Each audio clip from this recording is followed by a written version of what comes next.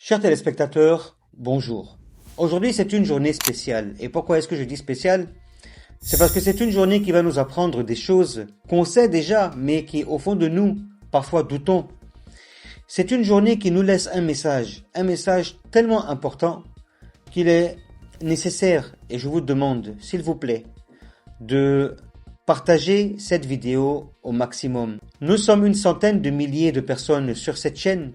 Et si chacun de vous partageait cette vidéo qu'une seule fois, j'imagine le nombre de personnes que ça va toucher. Et pourquoi je dis ça? Vous allez comprendre pourquoi je le dis. Regardez ces images.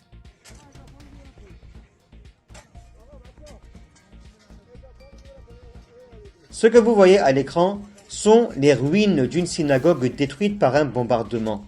Cette scène illustre que l'agression sioniste américaine ne respecte aucune religion ni ethnie, mais se concentre sur la destruction ciblant les civils et perpétrant des massacres. Donc, ce que vous avez entendu, c'est bien ça. C'est Israël qui bombarde cette synagogue en Iran. Nous savons tous que c'est le lieu des Juifs où ils prient. Qu'est-ce que vous en pensez? Quand on entend à chaque fois des slogans, nous voulons qu'Israël soit une terre que pour les Juifs. Qu'est-ce que vous pensez de cette synagogue qui a été bombardée en Iran, sachant qu'il y a un très très grand nombre de Juifs qui vivent en Iran? Je sais que beaucoup ne le savent pas, mais c'est une information que je vous donne. Vous pourriez aussi aller faire des recherches si jamais vous ne croyez pas ce que je vous dis. Donc je vous remets encore d'autres images.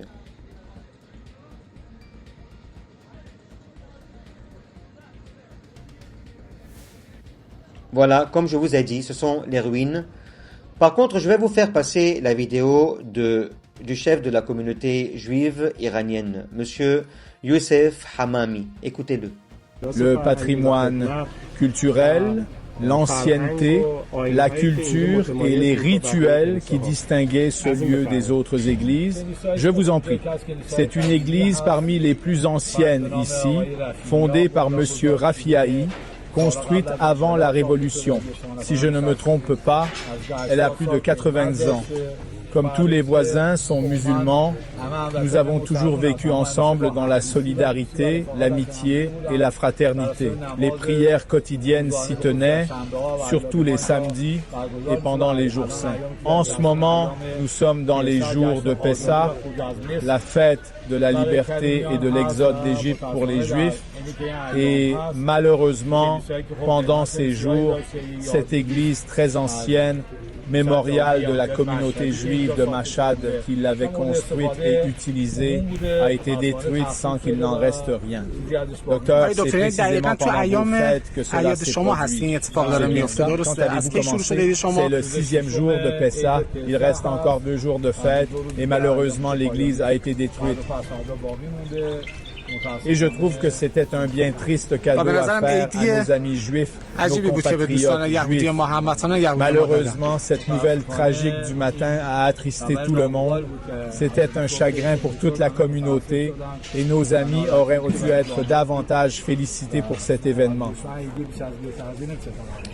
Comme vous l'avez bien entendu, elle a été détruite sans qu'il n'en reste rien. Et donc, cette synagogue a été construite avant la révolution islamique d'Iran, c'est-à-dire avant 1979. Qu'en pensez-vous? Allons un petit peu plus en profondeur. Ce matin, le consulat d'Israël en Turquie a été attaqué par 3 personnes. Les images. Bien sûr, l'incident s'est produit il y a quelques minutes. Selon les médias turcs, 3 personnes ont surgi soudainement à un barrage de police devant le consulat israélien à Istanbul. Ils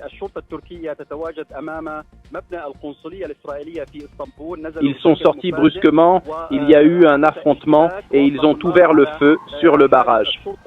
Cela a provoqué des affrontements entre ce groupe de 3 personnes et les forces de police turques.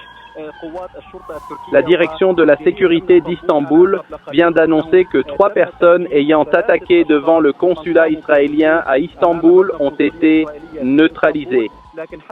Mais jusqu'à présent, on ne sait pas s'ils ont été neutralisés, blessés ou tués sur place.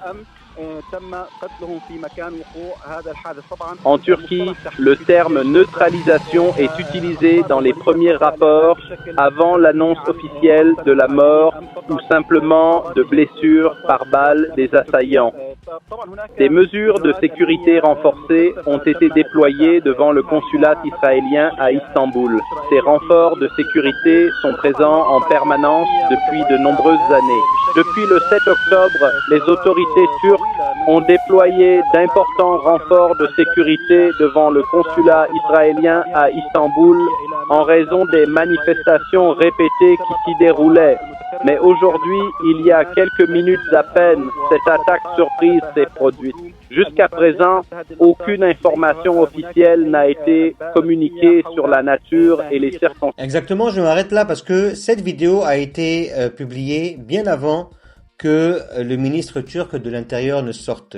Comme vous le voyez à l'écran, le ministre turc de l'Intérieur, 3 individus impliqués dans un affrontement armé avec nos policiers en service devant les immeubles Yapı Kredi Plaza à Istanbul ont été neutralisés. 2 de nos policiers ont été légèrement blessés lors de cet affrontement. L'identité des terreaux a été établie. Il a été déterminé que parmi ces individus, arrivés à Istanbul à bord d'un véhicule de location en provenance d'Izmit, figure l'un d'eux lié à une organisation instrumentalisant la religion. Par ailleurs, il a été établi que l'un des 2 terroristes qui sont frères a des antécédents en matière de trafic de stupéfiants. Ça ne vous étonne pas d'entendre ça? Si vous n'êtes pas d'avis avec moi, mettez-moi ça s'il vous plaît en commentaire.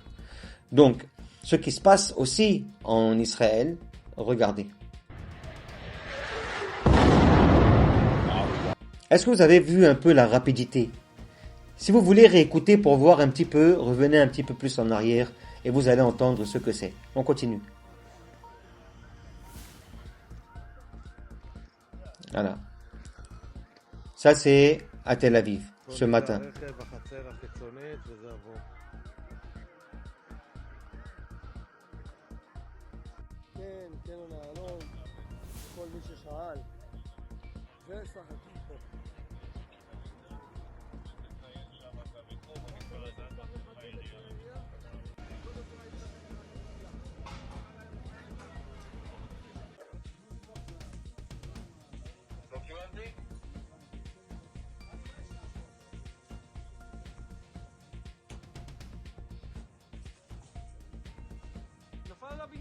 Oh my god!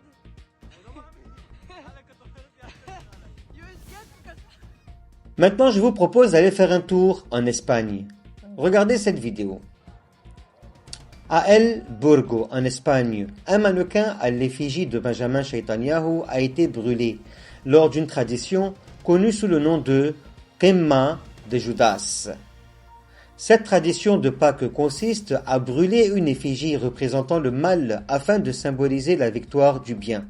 Un rituel ancien devenu aujourd'hui un moyen d'exprimer des messages et de faire entendre une voix de celle du ras-le-bol des Espagnols concernant ce qui se passe aujourd'hui en Iran, au Liban, à Gaza et j'en passe.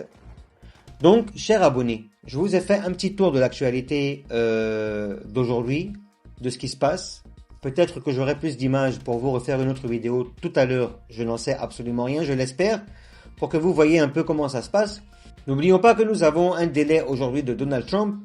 On attend plutôt qu'il commence à faire ce qu'il a prévu de faire. Et je vous promets que la riposte iranienne, je préfère ne pas en parler.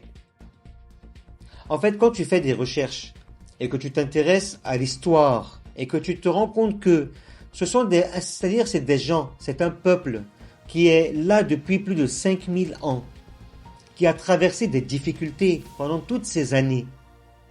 C'est pas possible. Ils peuvent pas. Dans tous les cas, on attend. Merci s'il vous plaît de partager, c'est important. Il faut que les gens comprennent que la réalité n'est pas ce qu'ils entendent sur les médias occidentaux ou les médias sionistes. C'est complètement faux. Ils sont majoritairement athées. Ils n'ont aucune croyance. Parce que quelqu'un qui a une croyance quelconque ne peut pas se permettre de faire ça à toute une population depuis des décennies aujourd'hui.